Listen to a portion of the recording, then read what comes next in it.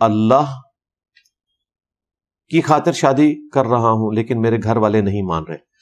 مہربانی کریں آپ اللہ کی خاطر شادی بعد میں دیکھیں, پہلے یہ دیکھیں کہ یہ نہ ہو کہ یہ نیکی کا جذبہ تو اس وقت چڑھا ہے, بعد میں نیکی گلے نہ آپ کے پڑ جائے.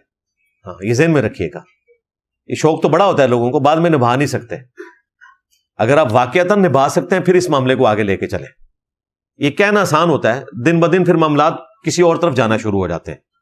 تو بہتر یہ کہ گھر والوں کو انوالو کریں اور ان کی مرضی کے ساتھ اس معاملے کو لے کر چلیں.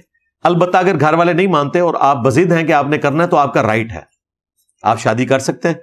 لیکن پھر شادی کرنے کے بعد اس بیچاری کو لا کر اپنے ظالم ماں باپ کے سامنے نہیں پھینکنا, انہوں نے آپ کا بدلہ بھی اس سے اتارنا ہے.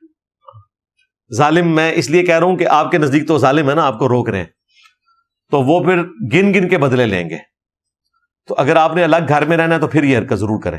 بہرحال آپ اپنے ماں باپ کے پابند نہیں ہیں اس معاملے میں, یہ آپ کا رائٹ ہے.